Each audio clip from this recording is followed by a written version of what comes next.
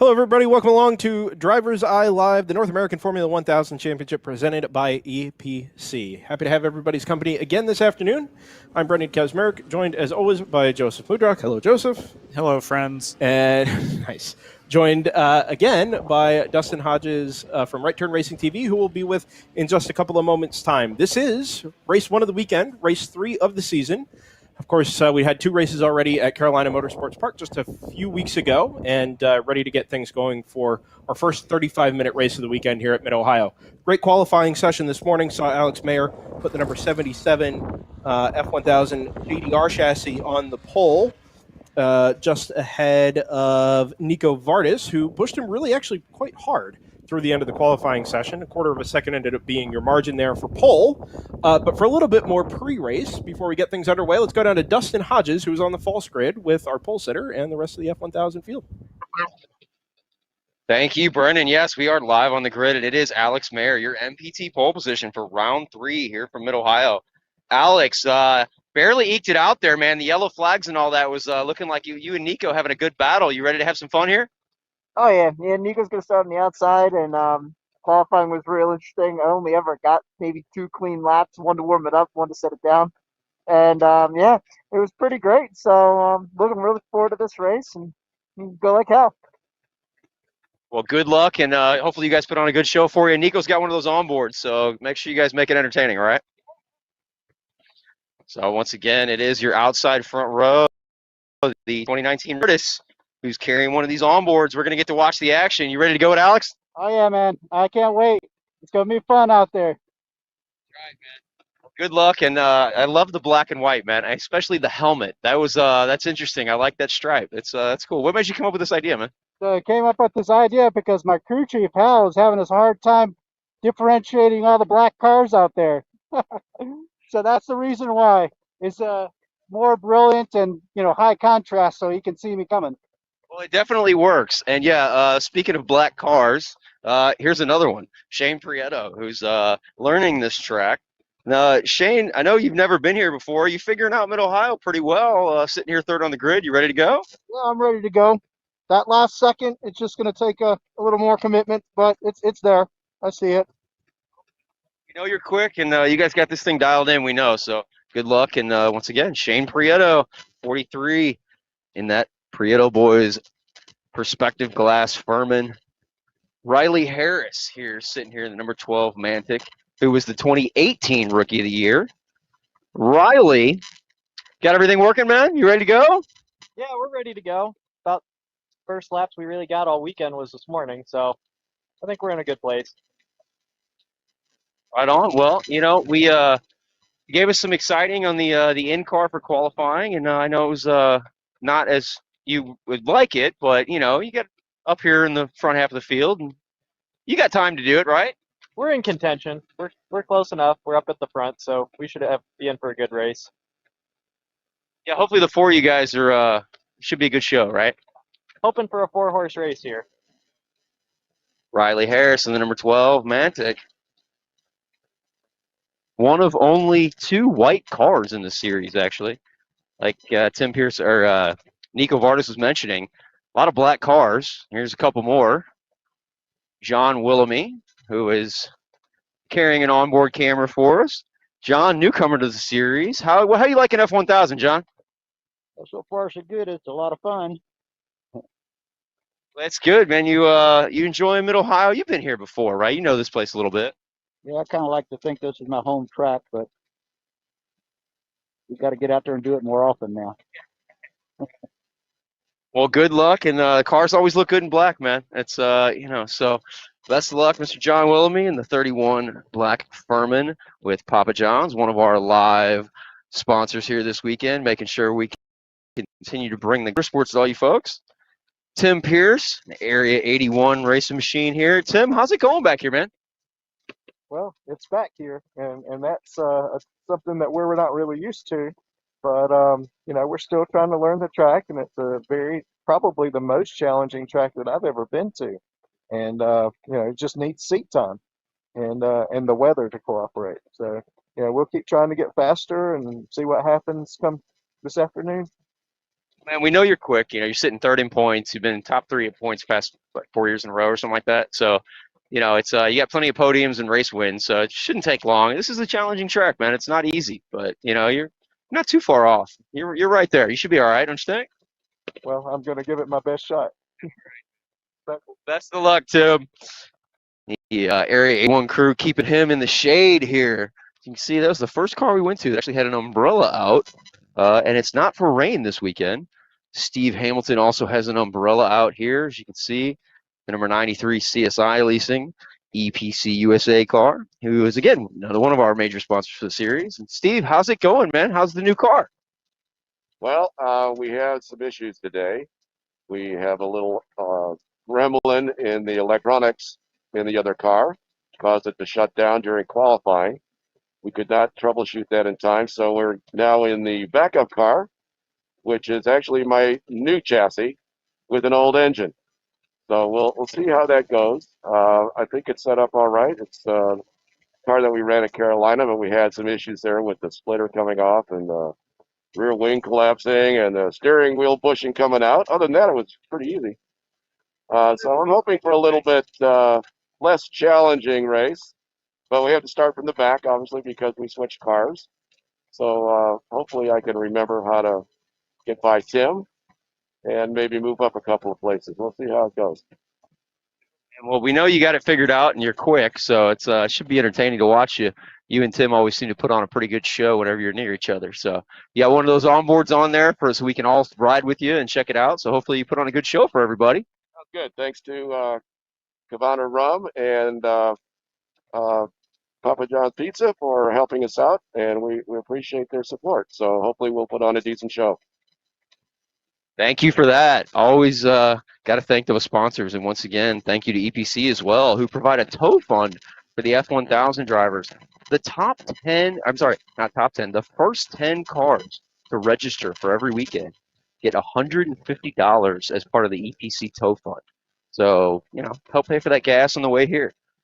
Just another way that the F1000 series continues to help kind of mitigate costs in this extremely expensive sport. Once again, we've got cars getting ready to roll out, pace cars getting ready to head up there. There is apparently a bunch of oil around the track from that Formula V you guys saw put a big cloud of smoke up around, and they're going to spend a little time cleaning that up. So we may be sitting here for a while. Hope you guys have some stuff up there you can have some entertaining fun to talk about, because I'm almost out of ideas down here on the grid, so I'm going to throw it back up to you guys in the booth. Thank you, Dustin. It turns out that when your normal home is racing for 8 hours at a time, you come up with some pretty nonsensical things to talk about and keep yourselves entertained and occupied. So I'm sure we can find something over the next couple of minutes here. Joseph folds his hands as if to say, no, I got nothing. Don't look at me. Well, which is fair enough. No, because the issue is the one thing that comes to mind immediately when you're like, we got to fill time is PJ Jones's Wikipedia. Do it. Okay. Yeah, we're going to do that.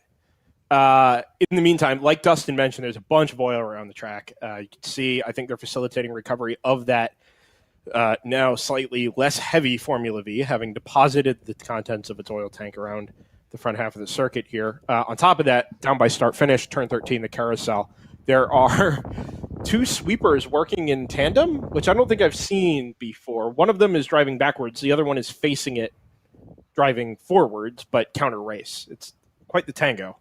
Although they've ended that now, just we cut over to the camera there. So, just on a small hold here for the start of race 3 on our North American Formula 1000 Championship presented by EPC season. I would recap Carolina Motorsports Park, but DriversEye was not at Carolina Motorsports Park. Challenge to get things all set up and squared away there. But with thanks to Cabana Rum and Papa John's Pizza, and of course the fine folks at EPC and Right Turn Racing TV, we are able to be here on site at Mid-Ohio. And yeah, we've seen some great racing today already. F1600 Championship race a little earlier this afternoon was absolutely fantastic. Thoroughly enjoyed that. But now we get our feature race here, the Formula 1000s and the Atlantics, to share a little track time along with it. Joseph, you look prepared. A little bit. You know, the decade 1980s would not close without another racing renaissance. Reconnaissance, excuse me. would not close without another racing reconnaissance from P.J. Jones. In this instance, he was surveying the American Racing Series with its turbocharged Buick Formula cars. This series encompassed elements from both midget racing and sports car racing, serving as a fusion of lessons Jones had learned in his prior experience. Masterful in applying the skills he had developed as a youth, Jones on mid-hour course. That's where we are. My jaw Today. is agape. As he scored a victory to crown the season's efforts, which would culminate in a sixth-place final classification. Now, that's great. That's very flowery language to Finish sixth. to finish. Yeah, to talk about a guy who finished sixth in the championship. Now, what they kind of did, throw this under the rug a little bit. Last paragraph, last sentence of the section says, in the same year, Jones was suspended for set competition after deliberately colliding with a competitor's vehicle. I'm surprised you would even mention that. I guess in the interest of completeness, you would. But Yeah. After developing his skills as a youth, finishing sixth, I think a 30-day suspension at that point is probably not in your best promotional interests. We've wondered often who wrote P.J. Jones's Wikipedia article. Yeah. It's very flowery language. It's very good at it's inflationary in a way, right? But then it'll also be like Jones struggled mightily or something. Have you ever done a word count on this Wikipedia page? Is that something you could do? I mean, I could copy and paste it into Word? Yeah, it's maybe not worth it. Just the size of the scroll bars, so tiny. There's There's so much content in there. what it kind of feels like is that P.J. Jones hired a biographer. The biographer couldn't sell the book, and then the biographer was like, I've already done it. I got to put it somewhere. Wikipedia.org. The free encyclopedia. Yeah. That is iconic. But it's impossible to imagine that it's somebody completely. If it's somebody who's completely removed from PJ Jones, they're insane. They're unhinged from reality. The most amazing thing about it, by the way, PJ Jones, if you're not familiar with who that is, IMSA driver in the early 90s, son of Parnelli, right? Kart driver for Dan Gurney in the late 90s. I think there was some involvement in NASCAR, the Busch Series at some point. I mean, he was in ARS, maybe ARA, sure. Also. So that paragraph does not even begin to skim the surface. No, that's about of the content in here. However, no. None of it is information that isn't publicly available elsewhere. A lot of it is just race results and anecdotal. In the 1990s, an unsuccessful foray into what is now NASCAR's K&N Pro Series West, which I don't think it is. It's ARCA West, isn't it? It is now, yeah. So that dates this article. And a handful of forgettable trials at the wheel of a Ford Ranger in SCCA's Race Truck Challenge rendered this year particularly difficult from a Jonesian perspective. A Jonesian perspective is on the internet. Imagine a world where your existence is rendered difficult by having a subpar outing in an SCCA race truck. The promise of the 1980s, where, remember, he finished sixth in some championship, had now faded into an oppressive doubt that could have jeopardized a blossoming career. Oppressive, huh? Oppressive doubt. He is from Phoenix, right? Phoenix is a lot more That's less oppressive, I guess. It's not the heat, it's the humidity. That's true. All 15% will really get to you. It's Arizona in the summer, it feels like just walking into an oven. That's accurate. Yeah, I'll buy that. When you walk in front of a truck that's just turned off, this is pretty warm. You just walk into our onboard cameras. Yeah, you just walk. Body work, yeah, right. But in Arizona, that's just walking through a parking lot. Sure. Got anything else? I can find some. Jones was not the kind of prospect to be discouraged by slow development, though, and rose from the quiet 1990 to reestablish his potential as an auto racing champion in 1991. The Quiet 1990 is a great name for a book. Tanner says we can talk about the cars of the series. I don't think PJ Jones is running this weekend. He's not. No, not that we know of. Not in the F Formula race promotions or anything of that nature. It looks like they're still doing some reconnaissance. Yeah, and we're not close yet, as far as we can tell. The pace car to bring everybody up to date, the pace car has moved away from the false grid and up to where the splitter is in the middle of the pit lane. However, nobody has left the false grid yet, and it doesn't look like anybody's in a great hurry. There are men sitting in golf carts with their arms crossed, which is not a form of government, by the way. I was just maybe concerned that they were a third class. Do they have transponders? I don't think so. Okay. If they got a 5-point harness, they're good to go.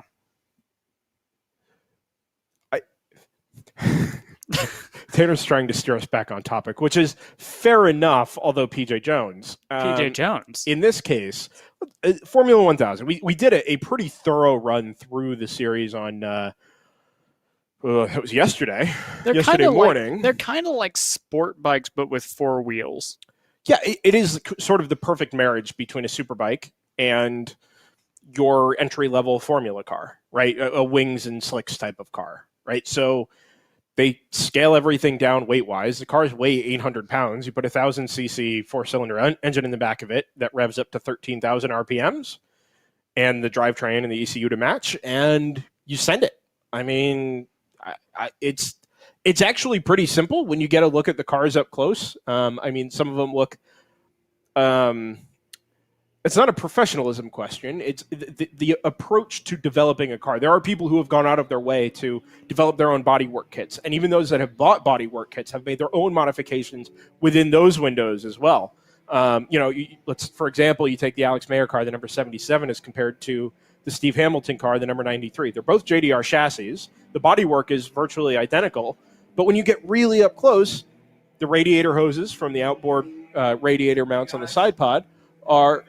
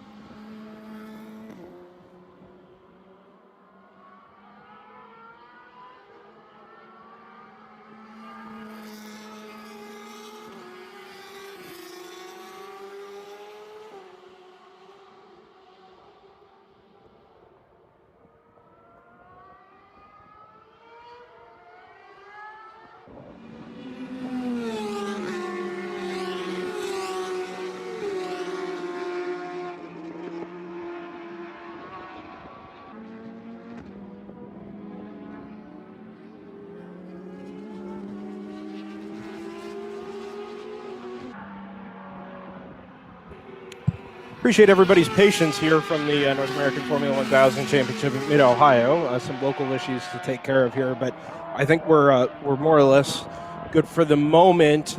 We are 19 laps to go, 6 minutes into the race. We've completed 4 laps up at the front of the Atlantics field. Of course, our concern is with the Formula 1000s. Shane Prieto leads the race, sort of against all odds. It's Prieto, Vardas, Riley Harris, and then Alex Mayer, a couple of seconds off of his qualifying time, and really just not able to hang with Prieto and Vardas at the top of the field. Now Riley Harris has gone by in the last lap as well, and the leaders at the moment have been left doing 124s, and you wouldn't expect, low fuel type qualifying times, but for where we started, it's kept a lot more in contention than I think we would have otherwise expected in the first 4 to 5 laps of this one. So Alex Mayer, of course, started on pole. I don't think he even got a lap in the lead in that number 77 JDR. He's okay. Apparently, Alex is still leading. This is a transponder question. Yeah, having been down in timing and scoring for a stint No. today. I understand. It's race monitor. We're good. We're good. Okay. Alex Mayer is leading from Nico Vardis. This is correct. Yep, 1.5 seconds. My apologies there. I don't understand. Mayer leads Vardis from Prieto and then Riley Harris back there in fourth. So on absolute pace, Mayer was sort of mixed in with everybody, but having started on pole, he's absolutely right, Dustin, pointing that out to us. He is very much leading. Mayer from Vardis from Prieto. You mentioned the Steve Hamilton sort of question mark.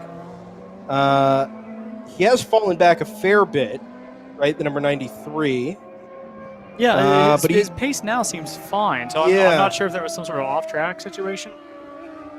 I don't know. We knew he was breaking in a new car literally this session. We heard on the grid from Steve that they had an issue this morning with their primary car moved to the backup car, which is a new chassis, but an older engine. So and it's an interesting mix there. Mid-Ohio in race sessions, maybe not the ideal, or in a race setting, maybe not the ideal location to be pulling all of that together. But Steve's done an okay job out there so far, actually. He's holding on ahead of Tim Pierce. Tim is about 2 seconds behind him as we jump on board. Now, we've got a kind of an interesting situation that we're about to run into because Alex Mayers started overtaking some of the slower Atlantics class cars, and coming across start-finish, there were a few more F1000s behind him in the form of Nico Vardis and Shane Prieto.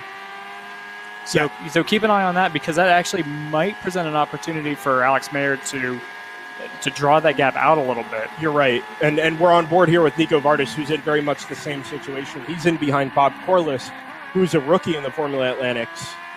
And somebody just appeared off to driver's right, sort of behind the helmet there. Is that... I believe that's Shane Prieto. Yeah, he's just gone by for second in the Formula 1000. So this is all happening some distance behind Alex Mayer, about 3 seconds.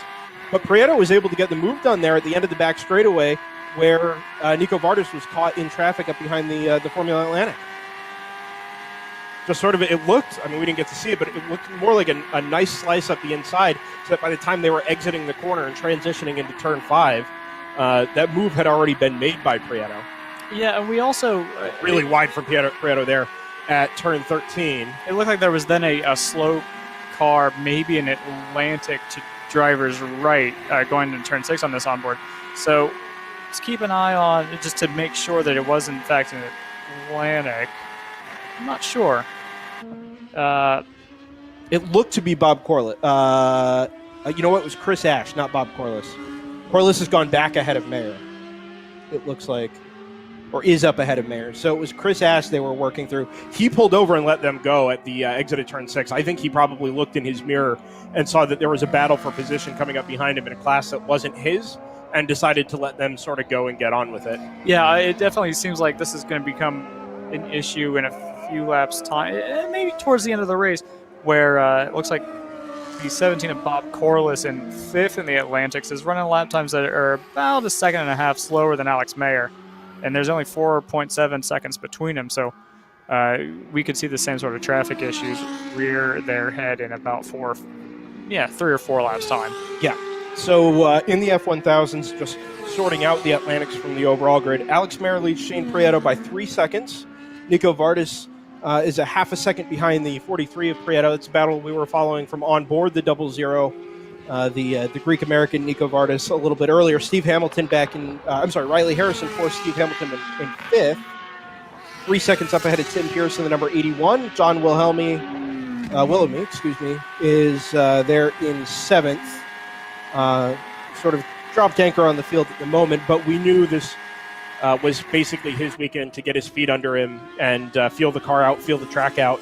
And for him, more than anything, this is laps, and hopefully a little more competitive when we get to race 2 tomorrow. Yeah, now take a look at this. This is Vardis trying to chase back Prieto. Prieto's got legs coming out of the keyhole turn. That's going to be really difficult. It looks like...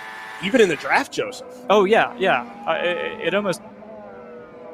Yeah. This is nothing there. No, there's at least 4 car lengths between them, but look at how much better Vardis is able to carry corner speed. Yeah. Well, and I mean, you saw the line that Shane Prieto took into turn 5, really swung it out wide, and it kind of opened the door for Vardis there. Vardis' entry speed seems to be quite a bit better through the twisty section of the track, and indeed, as they come out our window view here at turn 11, nose to tail more or less, Vardis has been able to close that margin up.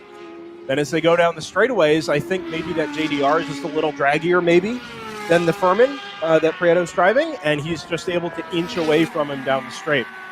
Now, that's not a comment on the chassis, obviously. That could just be a setup choice where, you know, the crew of the number 43, the Furman, decided, hey, we're going to trim this thing out, have the legs down the straight, or Nico Vardis has chosen to throw a little more downforce on the car. So much better in the braking zone there at the keyhole.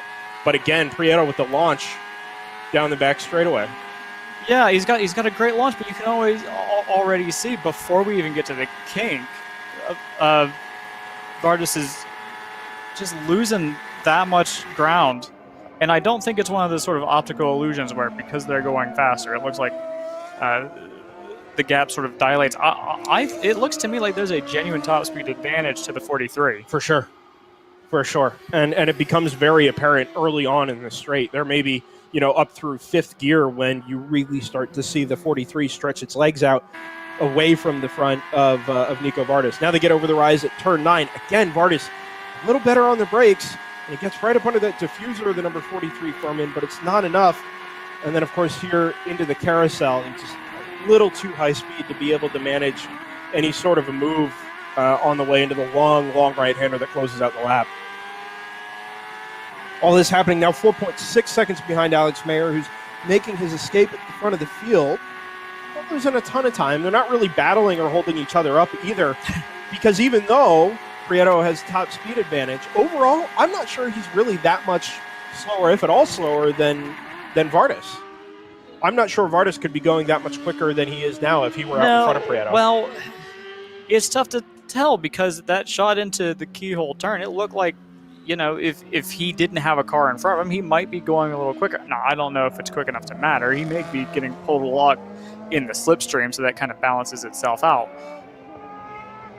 I will make the point that Alex Mayer, the first one of our F1000s to break the 122 barrier in this race session, and followed it up with a 22 flat. So consistency, not an issue for Alex Mayer. Ooh, big wiggle on the brakes there from Vardis as chucks it into the right-hander at turn 9. Prieto's defending a little bit on the way up the hill there. That's interesting. Yeah, and I think that's. I think he kind of has to. Not that he needs to. Not there anyway. I don't know that there's anywhere that Vardis is quicker enough to make the move decisively. I think Vardis is. If he were aggressive enough, there's a little bit of room for a move into the carousel. I'm not sure that he would try to actually take it, but I do think it's. Yeah. I think that's one of those. Prieto's wide at the keyhole. Vardis is up the inside. Prieto diamonds the corner off and cuts it back to the apex, but there wasn't much between them when he made that call to move back over towards the red and white curb. No, he's in a difficult situation here because if he doesn't basically compromise Prieto's exit at the keyhole, he's going to be kind of in the same situation lap after lap. Yeah, he's so close there on the way up the hill into turn 5. But again, he's never able to sustain the momentum off the corner. He kind of charges at the braking zone because he's going a little bit more slowly than Prieto is anyway, right? But in doing that, it means he's not getting the launch, and he's already compromised on absolute top speed. The closest I've seen him is the braking zone for the keyhole on the last lap here. He really had a nice exit of turn 1, was in the throttle early, and had a good slipstream down into the braking zone for the keyhole. I'm just not sure it's going to be close enough. Better run for the 00 than for the 43 coming out of the carousel. So we'll see what the run looks like coming out of turn 1 here. Back on board at turn 1. He's done it again. He slid a little wide there, and you expect some understeer from the aero wash of the number 43 Furman chassis. But again, he doesn't pull anything in the slipstream at all. Yeah, it keeps him even, which is better than falling back, obviously. He's ducking to the inside, Good so run. he's making him aware that he's there. He's definitely closer this lap than he has been, but is he going to try to do something aggressive into madness? I don't think it's there. I don't think he's close enough, but he's definitely... Whoa, there it is! What a lunge! Vardis late on the brakes into turn 4, and I think he's got the move completed. No, this is critical for him because he's got to build that gap back up because he's going to be at risk of being overtaken in the exact same spot by the car that has the top speed advantage over him. He'll know that because he's coming into the twistiest section of track where it's going to be single file anyway. So if he's got clear air on the nose of the car, making the absolute most front downforce possible. Look at that. You can see the margin he's built up already. Now, Prieto will have been hamstrung a little bit on his rhythm coming out of turn 4, and it takes a while to get that back. But even so, his strength's to the straightaways. So it is going to be about the draft moving forward and making sure that Prieto is far enough behind Vardis to make that draft essentially null and void. Yeah, the gap now just under a full second. So it's really going to be a test here. We're not going to be able to see it because I don't think we have an onboard on the 43. So we're not going to be able to see how much, visually anyway, Shane pulls back on the way into madness. No, Alex Mayer is out in front of this group still. 5.6 seconds is the margin now. Be interesting to see. Vardis' last lap was a 128.8. Mayer's was a 128.7. So I know it's a lot of work to claw back 5.5 seconds, but I think Vardis has kind of figured the car out. He looks more comfortable. He was certainly comfortable enough to make that lunge in the braking zone at turn 4. So if there's a time to attack, it seems like this would be Vardis' chance. It's just a long road to hoe and try and get up to the back of that number 77 JDR. Yeah, working on 9 laps to go. We're just about to cross 20 minutes of running. Traffic for Mayer. Up Yeah, in the yeah, run and into 10 in the carousel. These are some of the Formula Atlantic entries. Yeah, kind of as we were suggesting earlier, it's going to be the Bob Corliss 17. You can see how much time it's costing. Look how much closer Vardis is as they come down the front straightaway. No room for Mayer to make a move. They go, they've made contact. There's a big off at turn 1. Huge off at turn 1 for a Formula Atlantic. They made contact on the way into turn 1, and that car was backwards into the gravel trap. That's got to be the 17 of Bob Corliss. That would have been the Atlantic in that situation. Yeah, it's a big off, and I think we're getting ready to go double yellow here at the starter stand. Yeah, we can see out of our window anyway that cars are slowing down. Yeah, I think they have to. That car, Joseph, it was kind of the worst case scenario. Somebody made a lunge into turn 1, the second of the Atlantics up ahead of Alex Mayer. It wasn't two Atlantics. That was was one of them an F1000? It was an F1000. Was a lap down. Ah, okay. So whoever the second car was anyway made the lunge into turn 1. The first car turned in, not expecting the lunge, and it was left front to right rear contact. It popped the suspension on the right rear of the car that made the lunge, and it went backwards, facing backwards into the gravel Which trap. car was the one that's in the gravel? Is it the silver and orange one? I believe that was the one that was facing backwards. That would be the Atlantic. Okay. That would be the Atlantic of Bob Corliss. Bob Corliss, yeah, the number 17. Okay. And we are still green, but there is definitely a disabled car with a broken suspension in the gravel, well off to driver's right at turn 1. Let's make that point. It's not immediately adjacent to the racetrack, but some business to take care of there for sure. I'll be honest with you, Joseph. He disappeared behind the bridge here, and not to sort of theorize about the accident. If he didn't end up upside down at some point with a broken suspension at 100 plus miles an hour in a gravel trap, he's a very lucky boy. Yeah. And the fact that we're not immediately yellow suggests that maybe this one had a more fortunate outcome. But we'll wait to see what the outcome is. Certainly we haven't seen that car come back through. No, the suspension was broken. That car will go no further. You could see it pop into the air as soon as they made wheel-to-wheel contact there. The gap's down to 4.2 seconds anyway at the head of the F1000 and that collision obviously would have happened right in front of Alex Mayer. Yep, absolutely right in front. Yeah, I mean, the issue that I thought we were going to have to deal with there was that Alex Mayer's was going to have to work around not just a slower Formula Atlantic car, but also a car that was a lap off the F1000 pace. That seems to have resolved itself in a way that I think is not really what any of the parties were hoping for. On the topic of having spoken earlier about Vardis, getting himself into... Sorry, Brian Till. Oh, we are double yellow. Are we?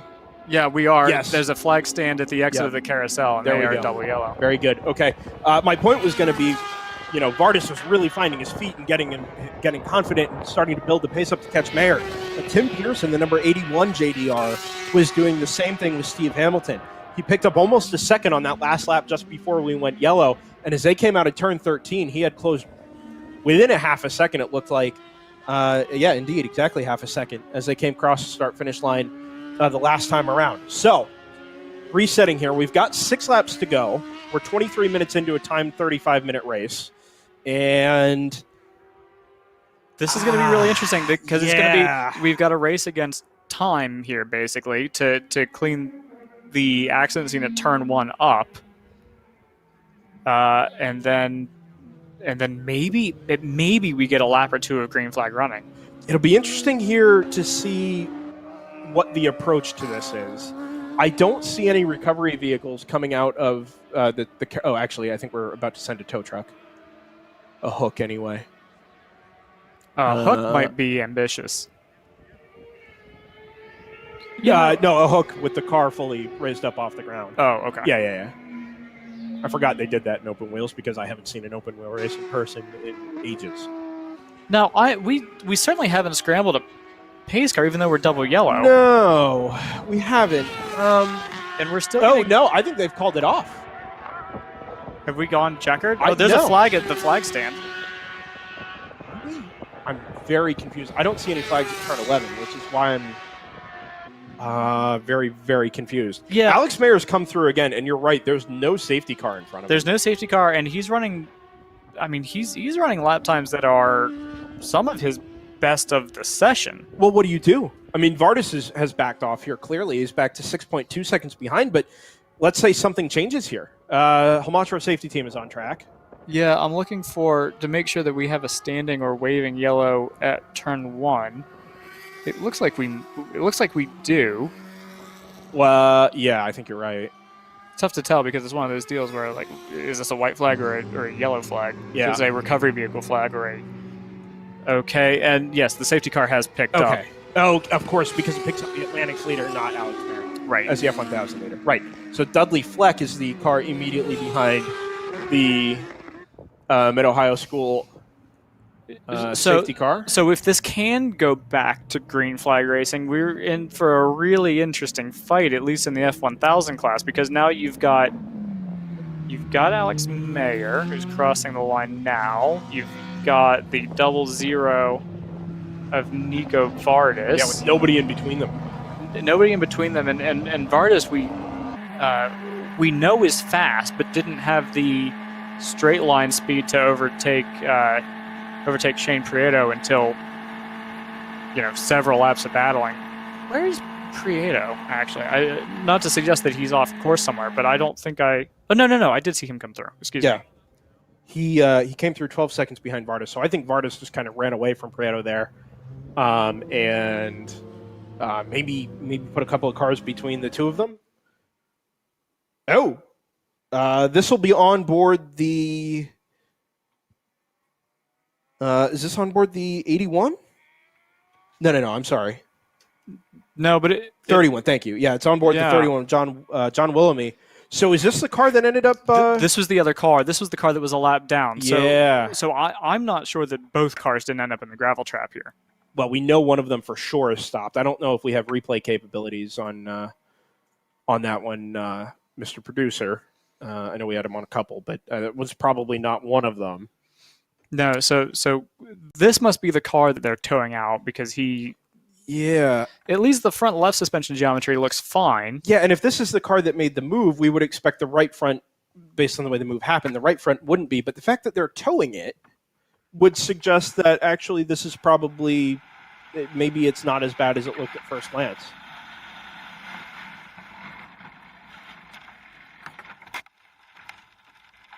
Careful there. Don't break the wing mirror off. Trying to fire it back up. Yeah. So, you know what? I guess the other question mark is what's happened to the Atlantic, the Bob Corliss? I think that's somewhere off. I think that's deeper into the gravel trap. Interesting. So I assume they will have seen him if he is still out there, get out of the car and clear everything because it took them so long to go yellow in the first place.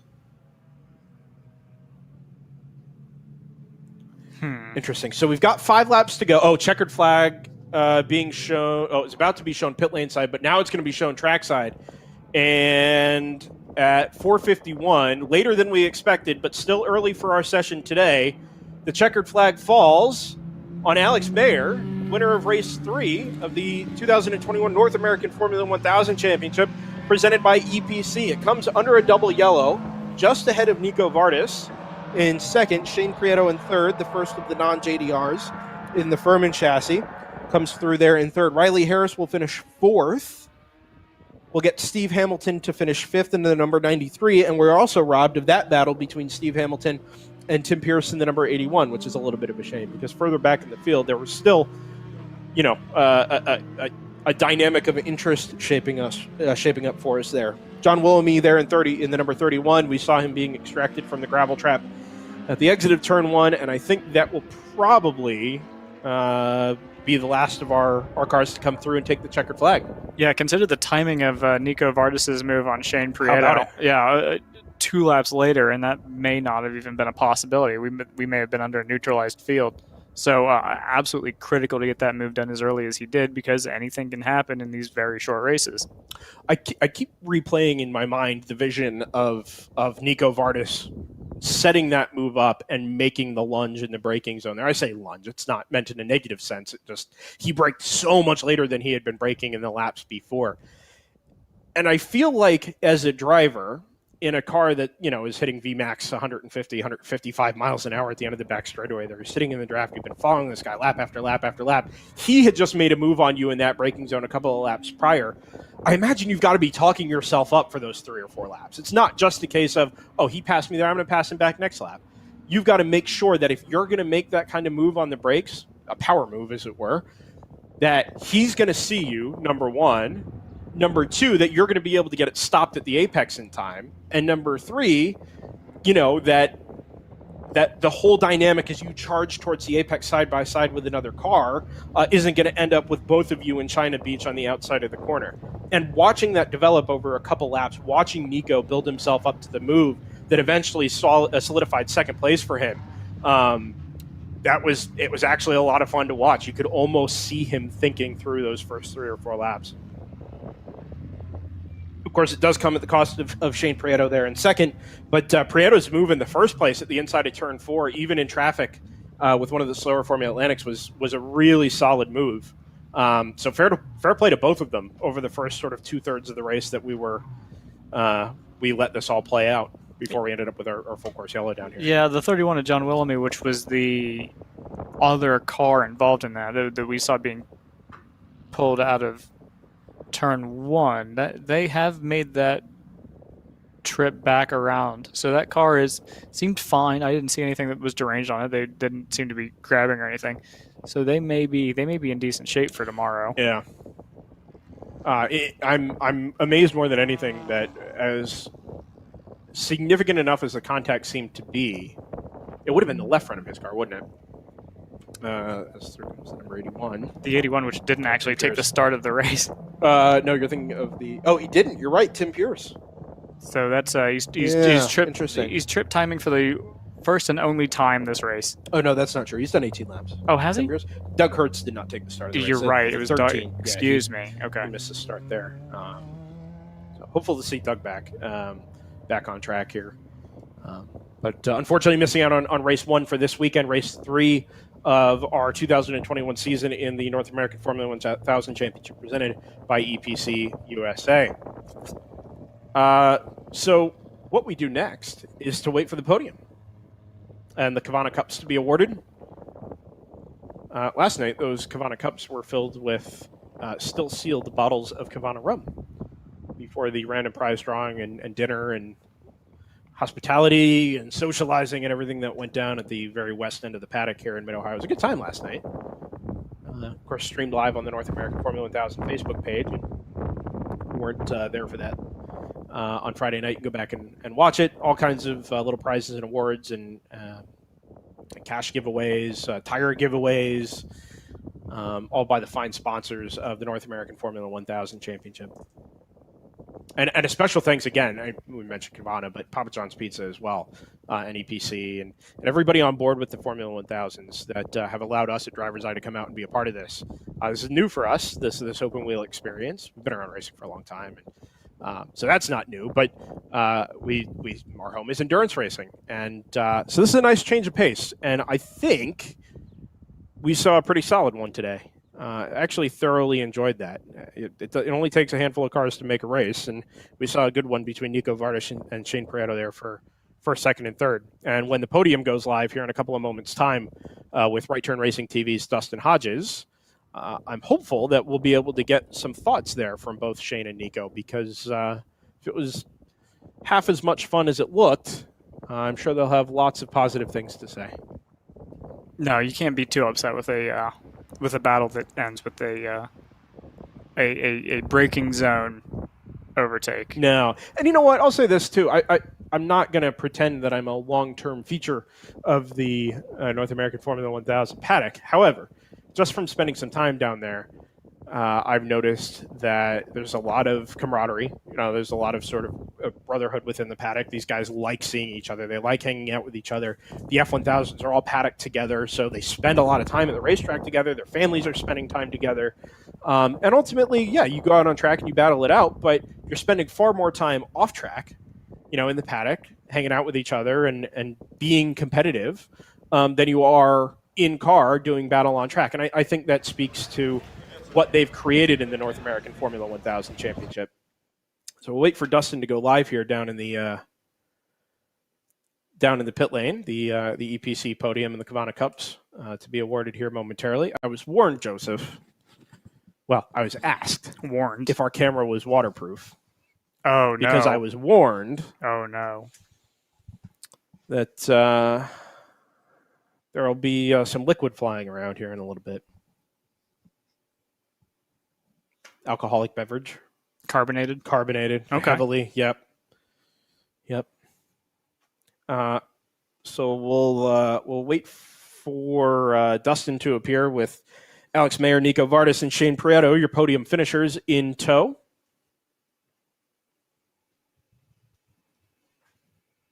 Yeah, did we mention, just for the sake of mentioning it, because it was out there, Oh, okay. Oh, I think we're live there, Tanner, if we want to cut over to the... oh, my word.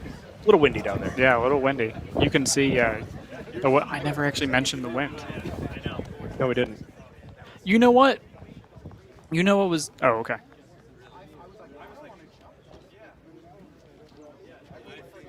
So welcome to the round 3 podium for the There we go. Formula 1000 Championship presented by EPCUSA.com. First up, let's get our third place finisher and climb on up the podium.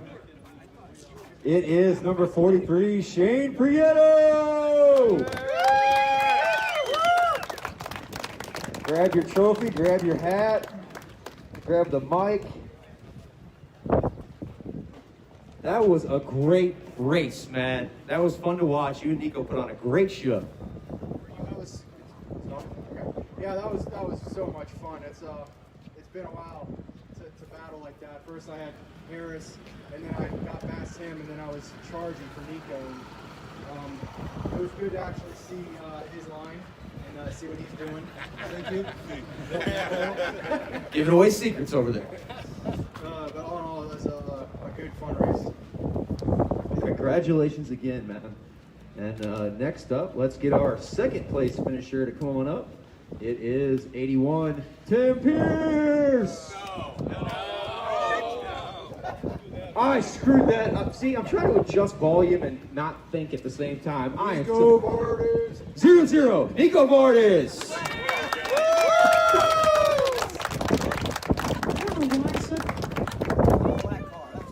Yeah, too many black cars. Congratulations, Nico. Sorry about that. You guys did put on a great race. Man, that was awesome. Shane, first time ever here at this track. I mean, hats off to him. I mean, he's really picked it up. Just incredible to be here and at this very technical track and pick them up that quick. But I was sniffing them out. You know, I found my spot at the end of the straightaway and took the inside and got a late break on him and took the inside away. And, you know, we just kind of maintained and, you know, unfortunately the double yellow came out, but I had my eyesight on Alex, but he was quite a bit far ahead, so I don't know if that was going to happen today, but we got tomorrow. Well, man, that move when you took second back, they were live in your in car when you did that, and it was definitely in contention for move of the weekend. So great job on that. That's right. Well, once again, let's get our race winner to come on up. It is the 77, Alex Mears.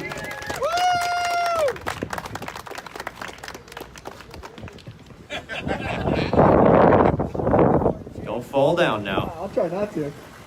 Great race. It's a good race. It was interesting start, and I got a good lead and just kept maintaining the same pace. Like my dad on the radio, giving me distance gap between these two guys, and they started running me down towards the end. Unfortunately, one of these Atlantics dive bumped one of our guys, and they went off in a hurry and won, which is, I got that on video, so that's going to be pretty cool to watch. But other than that, it was a great race, and we're looking forward to tomorrow where it's some nice weather again. Absolutely. Well, great race, guys. Hold those big Kavana cups up so we can all get a nice picture. Yeah, wonderful. Alex, do me a favor. Trade hats out real quick. Yeah, let's do a Hoosier hat real quick, if you don't mind. That's fine. That'll work, man. All right, guys, hang out there for just a second because we got one more thing we got to do. We got to give away the Sunoco Hard Charger. So, due to his qualifying time being disallowed because he changed cars, the rule of grid to finishing kind of is adapted because it is the 93 of Steve Hamilton. Steel jug there for you. Grab that Sunoco hat.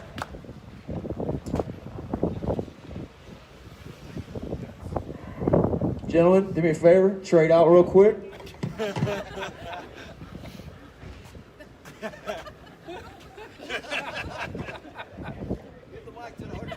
You guys gonna pass the mic over so he can say something?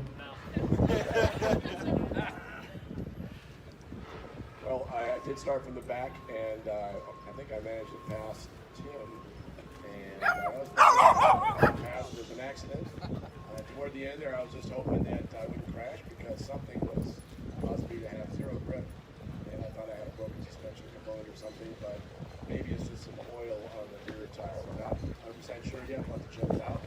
And hopefully I'll be able to play well again. So good race, good show. Thank you very much to all of our sponsors, especially Kavana Rum, for helping us out with the car cameras and Papa John's Pizza. All right.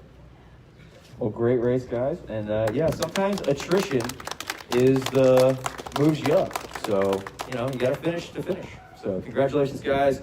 Hold them up. Give me a big smile. Let me see those beautiful Sunoco hats.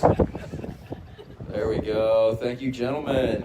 Once again, congratulations. Round 3 podium. Guys, there's cold champagne right below you. Hey, if you want to spray it, I have 20% off cards from Race Suit Valet. Thanks, Race Suit Valet, by the way, for you guys to get those clean.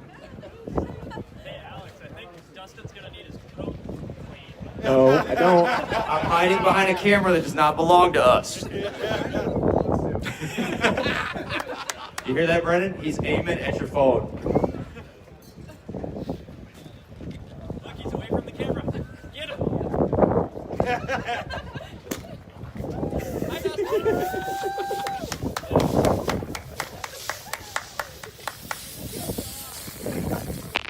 Yeah! I like it. You guys like the big bottles? Still work? Yeah, man. Congratulations. So once again, thanks for watching, folks, and we'll see you tomorrow. We got round 4 qualifying and a race tomorrow. Don't forget, brought to you all live by Kavana and Papa John and DriversEye Live. Throw it back to you guys in the booth. We'll see you all tomorrow here from the Ohio Sports Car Course.